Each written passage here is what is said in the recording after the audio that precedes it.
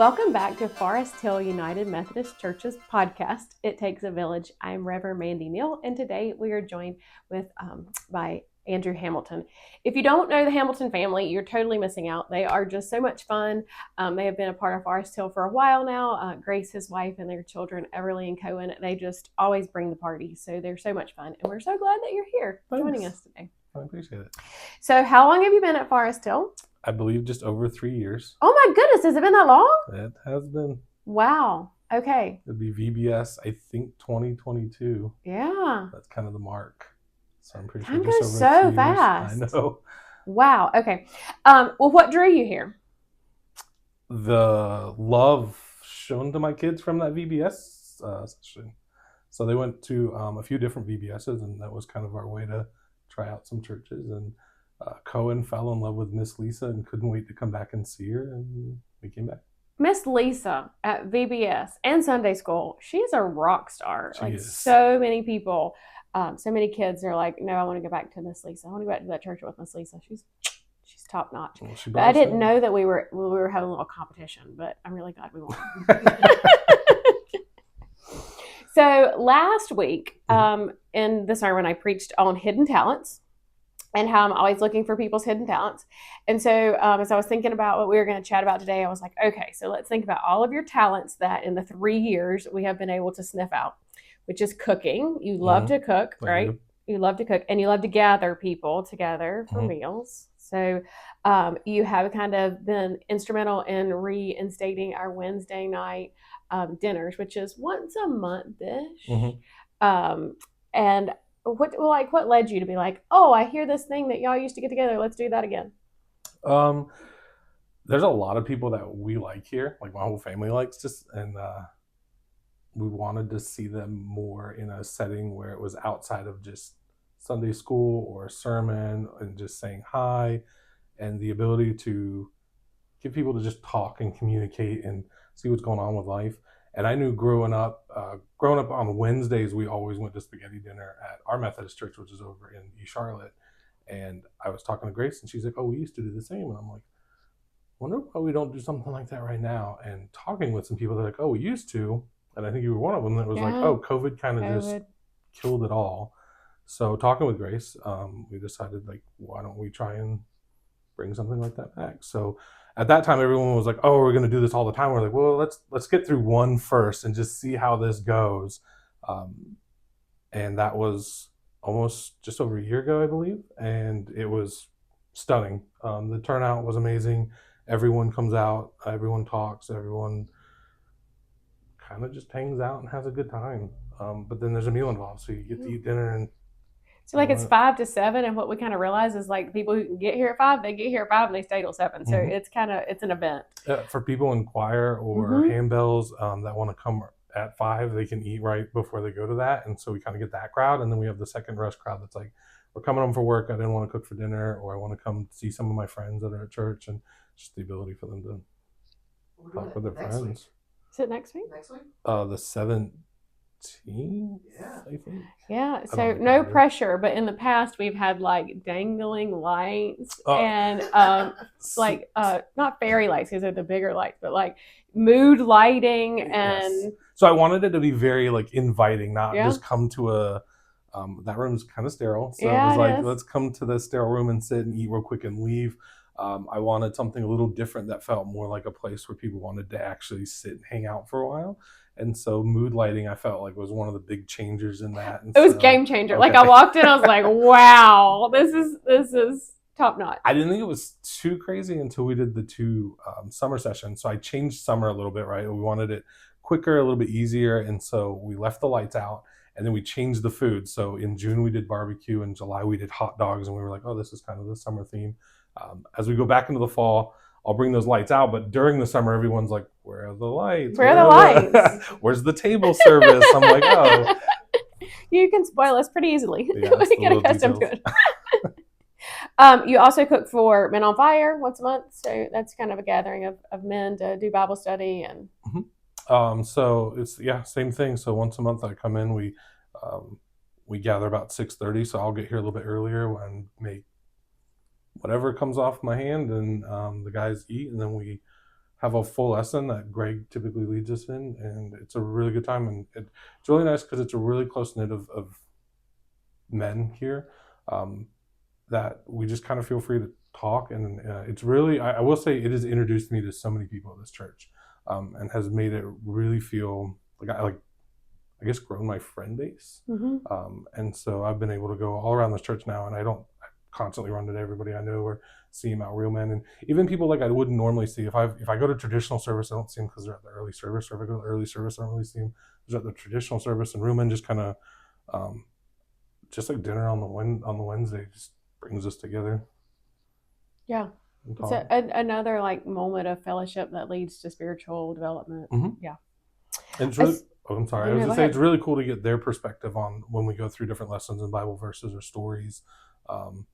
Greg likes to laugh because some stories I like, and there are some stories that I absolutely do not like out of the Bible. But I get to see other people's perspectives of why is that story there, or how did they interpret that story, or maybe how does it apply to their life that I wouldn't normally get. Mm-hmm. That's awesome. So you do more than cook. Mm-hmm. You're also on the Gibson Village launch team. I am. So you've really been a big part of that. And you just generally work behind the scenes to make things run better, like our tech and other stuff. So my question for you is, what hidden talent have we not discovered yet? What are you hiding? I think you guys have seen all of my talents. I talk a lot, clearly. That's probably I can, and then yeah, my ability to pull information when I need to, and just I guess make people feel welcome. Those are probably my big talents. And then technology, because that's where I work. That's why I do what I do for a living. So one of the things that I see in you is your spirit of innovation, and I've seen that kind of bubble up in a lot of different creative ways in the 3 years, goodness, that I've known you. But can you talk a little bit about like how that shows up, how that bubbles up in the world, and how you use that to serve God? So when it comes to innovation, I think one of my goals is how do we bring people together? How do we make people feel welcome? How do we make people feel at ease? And so I think when it comes to innovation, I try to find what can we do to make people's lives easier. And I think when people realize that it is making their life easier, it's a place that they want to be in, right? Nobody wants to be sitting in a spot where it's like a struggle or an annoyance. They want to be in a place that just makes them feel homely and happy. And I try to use my talents to do that, whether that is cooking in the innovation. Sometimes you got to bring back the past, but change it and make it your own. So spaghetti dinner was something we used to do, or I should say Forrest Hill used to do before I was a member, but now we do. But I've changed it with the lighting, right? Mm-hmm. Or some people weren't keen, but I think they've come around a little bit. I changed the sauce recipe to the way that I like to cook, because when I do make food, I put myself in it, right? Mm-hmm. And so changing the recipe is one of the ways that, while it's similar, it's also mine, and now the church's. And so I see that.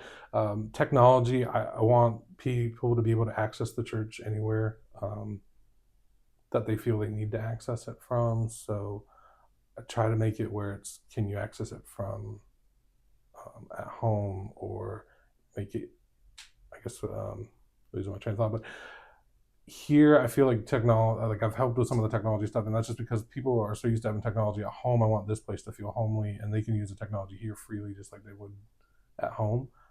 And I feel like it brings people closer to God, because now we're able to communicate better, or we're able to spend more time together as a church, to kind of build our community base. Yeah, so I haven't said this. I haven't said this to you, but I should have, because it just happened, I guess, last week. Somebody was at home as a caregiver that generally comes to worship. Mm-hmm. And she had just sent an email and said how incredibly important it was that she was able to still be part. So she was able to join us online, and she could still be a part of it. It wasn't exactly the same, but she, worshiped with us. She heard us praying for her and for her spouse, and that was just a really great moment of, awesome. she was like, just tell people thank you, because she acknowledged that it's not something that has to be done, but it's another layer of being connected to community. So I think that's you've worked a lot in making that run smooth, and we just really appreciate that. So when I think of you and I think of innovation, I see that it's kind of like, this is my interpretation, Okay. so correct me for whatever doesn't feel comfortable, but it's like you're scanning the environment to see how you can make everything just a little bit better, and then you'll bring one thing up, and that's at a different level, and then you'll kind of move to the next thing and like bring that thing up, and just even in talking about like the lighting, like that's such a tiny thing, but it did kind of elevate the experience. So do you see that, or you think I'm off base on that? No, I think you're correct. So, because Forest Hill is such a wonderful place to already be. So it's not like you have to come in and like invent all this crazy new stuff. But sometimes I think there are slightly better tweaks to things Yeah. that can make things easier, or make them elevated. And the whole goal there. So my whole mindset is, how do I make this inviting and friendly and welcoming? And I feel the easier it is, the warmer it is, more people will want to be in that space. And so when I pick those objects, that's what I'm like, okay, what's the least amount I can do, but also the biggest impact that maybe changes it. So when it came to the spaghetti dinner, the lighting was such just a small thing to add, or with the camera system upstairs, we've automated some of the camera movement. So now you're not trying to operate two or three things. Now it's just one click, and now more people feel comfortable or at ease doing that. And I mean, like serving in that ministry because it's a right, little bit more accessible. right. So that's kind of how I see it, just making it easier for people. So I love that because I've never until today really thought about what your motivation for that is. Mhm. But what I hear you saying is your motivation for all this like little tweaks here and there is to make it more accessible, to make it more comfortable, to make it a place of community. So Mhm. you see it as really building the community. Mhm. Like, I like being here. I like being around people, whether it's in my Sunday school class, or the Real Men group, or whether it's at spaghetti dinner, or whether it's around the pastors. Like, I like being here, and the more people that are here, the bigger our community gets, and the more fun it is. Even coming like Thursday nights, we started coming to Gibson Village, and my kids are playing with some of the other kids in the gym and having fun, and then the adults, while the kids are out playing, by the way, the adults are over playing basketball and having fun too, right? So but that's just the way it wouldn't be fun if I showed up and it was like just myself, right? But now that I've got other families there like with me, I'm actually enjoying it. And so yeah, my whole motivation is, how do we make it, like I said, feel more homely or easier for people to want to spend more time here. And I think that plays a big impact on God and Jesus in our life, by bringing them here. And then you see the works that kind of happens between everyone, right? Like, there's a lot of things that get unsaid when you start hanging out with people, and in such a positive space. Mm-hmm. And so I think that makes a big difference in people's lives. Okay, say a little bit more about that. What do you mean? What does that look like? Hanging out with people in positive spaces that impact your life. I So life is stressful, like in the real world, Yes. right? And you get Yes. out there and there's a lot of negativity. And if you turn the TV on, there's a lot of negativity. But when you come into a space and you're hanging out with people that you actually enjoy and that you want to be around, you kind of just get smiles and stories and laughs, and you hear about other people's lives. And then as a parent, and you're hanging out with some of the other parents, you realize you're not as crazy as you think you are, that other people are in the exact same boat. And it just kind of makes life easier. Mm-hmm. And fun, and that's community building and all the things, right? Yeah, 100%. Yeah.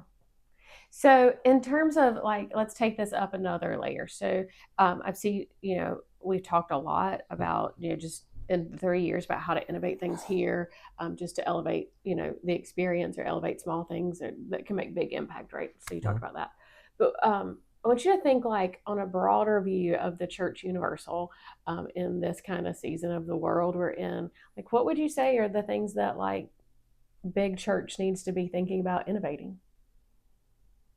So I did some research lately, it's about a month ago, on some of the different things that are happening. And I think one of the biggest spaces that we see when it comes, for me, for like innovation, and part of it has to do with what I do for my work in my life.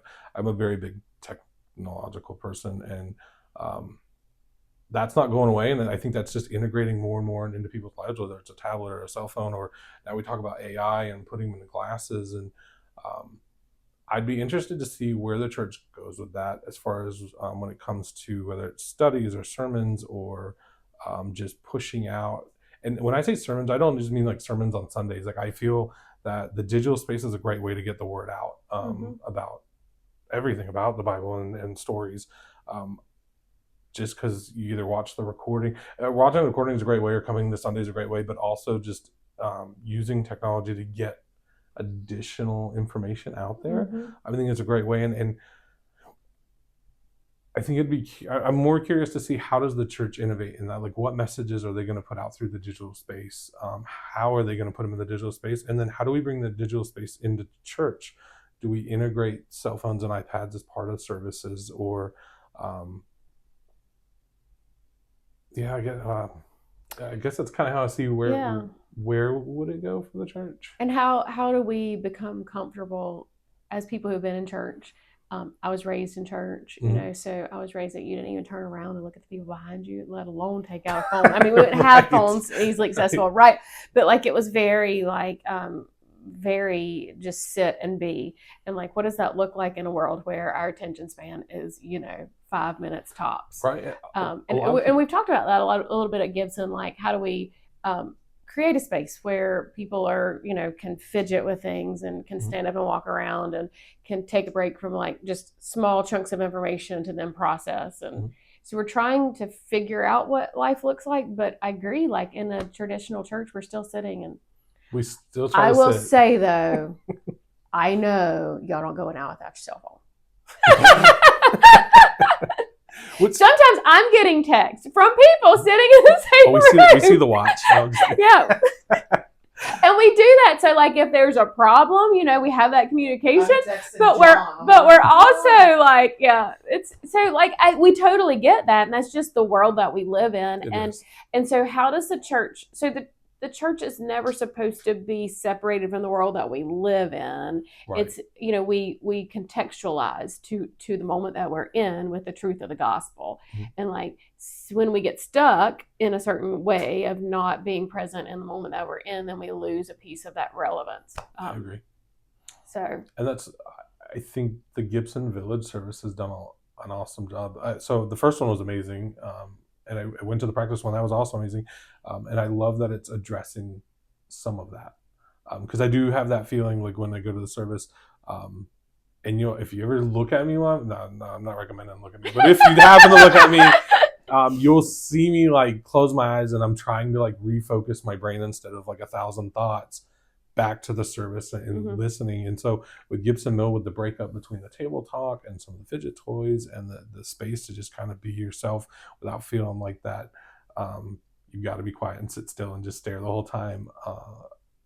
I like that environment, right? Like, it feels really inviting in that it is keeping my attention span much easier than like a. Now, we go to traditional service, just so you know, that is my wife. I would much rather go to the contemporary service, but my wife is very much into the traditional service, so we compromise and go to the traditional service. But for my own attention span, I think that the Gibson Village service is a nice change. And that's something that I look forward to. And the hope is that is a take on worship that is a little bit more like sitting around the table and doing that community building and getting to know people. I know at my table, I knew everybody at the table that I was sitting at and still learned so much just in the breakout, and just saw people connecting on things that they didn't know they held in common, and just like that. It was amazing. I was floored. I totally agree. Some of the I knew most of the people at my table, but I don't always get an opportunity, and this is kind of where the dinner comes in. I don't always get an opportunity to hear people's stories. And so while the spaghetti dinner, I hear them, and at Real Men, I hear stories, but this is just one extra step for people that aren't able to come to that or are busy, that I can hear their stories as well, or even just hear their interpretations on things because they have a different viewpoint, because everybody's viewpoint's about their experience, right? And all their experiences are going to be way different than mine, but I can kind of see it from their eyes. And so as we go through that service and we take that break, so it brings back my attention, but then, I hear things about their lives that I never even knew. Yeah. So I think this is a good opportunity for me to say, as a pastor, like, I am open to what everybody needs to do in worship, like whatever that looks like, whatever space we're sitting in. If we're sitting, in a contemporary contemporary. I call it like, it's not super contemporary, but in our 9 o'clock service, I call it casual is what I tend to call it. But it's very casual, but like open to whatever and walking around or standing up or like all of these things are just part of the way that we currently live in this world. And so I think that that's an important thing to say, and to check your phone. You can check your phone. It's fine. It's fine. You're welcome. At 11 o'clock, same thing. You can check your phone. Just whatever it is that, because the purpose for me in worship is that you come and you worship God. Mm-hmm. And we're all created differently. We all have different needs. We all come in different spaces of life, right? We come with burdens. We come with joys. We come with all of ourselves. And to not acknowledge that different people are going to respond differently, I think doesn't really lean into who God has created us to be. So, especially now you're making a welcoming, warming environment that people want to be in. Yes, because we want everybody to bring their whole selves, their authentic selves. And maybe that looks like, you got to check your cell phone, and that's fine. Or maybe it's that the sermon took an off-ramp and you are now Googling something. And that happens too. It's true. Not the intention, but we all have off-ramps. And so, those are things that, that's fun. Okay. So we've been asking everybody this. When you look back on this conversation in 2 years, which is kind of fun, right? Because we have no idea what 2 years is going to lead us into. So it's kind of a hopeful question. But when you look back in 2 years, what do you hope still rings true? I hope that we remain at all our core values, both in a mission base, but in a people base, which is what drew me to this church and my family to the church. First the people, obviously, like Miss Lisa, but then you can actually ask Grace. So yes, there was competition. There was a lot of competition.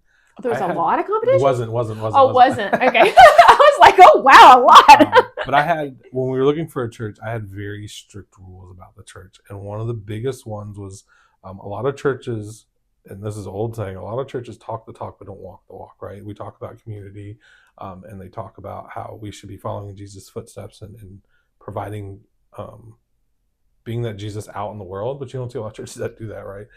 Unfortunately. And I do hope that you see more of that, but we found that here, right?